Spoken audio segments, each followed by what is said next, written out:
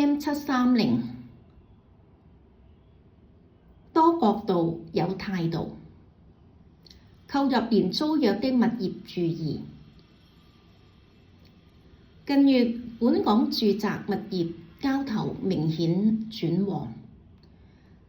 二手睇樓量及成交宗數均見回升，市場氣氛較去年活躍。除自用買家外，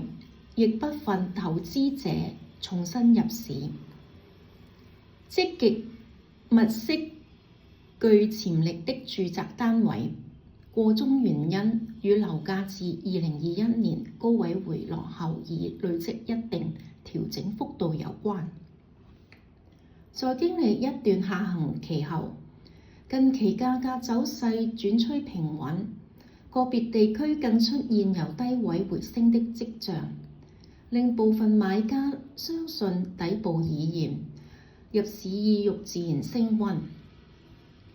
另一方面，租務市場維持穩步增長，租金水平相對硬淨，為投資者提供較清晰的現金流預期。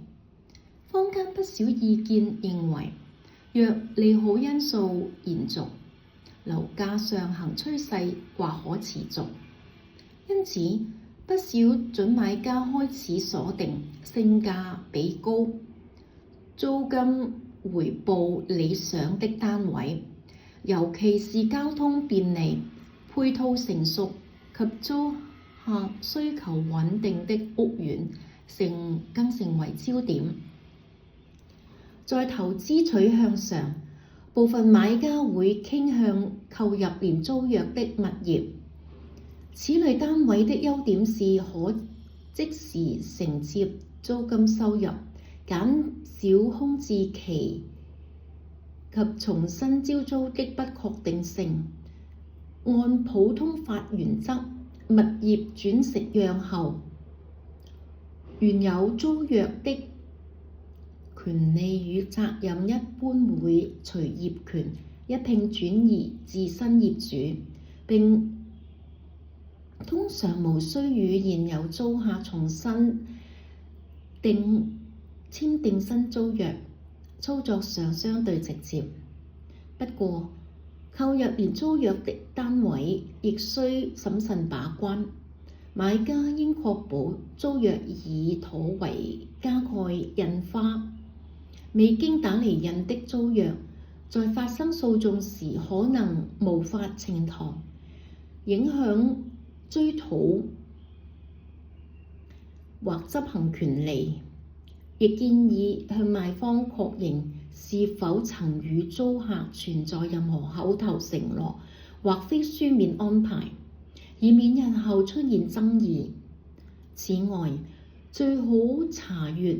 賣方在交吉與現租客前有否保存單位狀況記錄，例如相片、維修清單、驗樓記錄，以便在租期屆滿交還時釐清損耗責任，減少糾紛。總括而言，市場回暖之際，精選優質回報物業固然重要，完善的租約及文件審查更是連租約投資的關鍵。作者為中原測量師行租務管理部高級經理潘志業。Tenant 租客 Tenancy Agreement 租約或者係租賃協議或者係租賃合約。Landlord 業主。Tenancy Agreement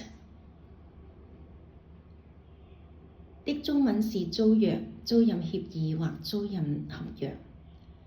是業主 Landlord 與租客 Tenant 之間具有法律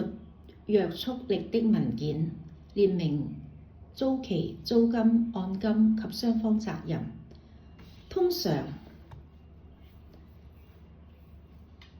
通常條款包括租用期限、付款方式、維修責任、終止條款及續約權利。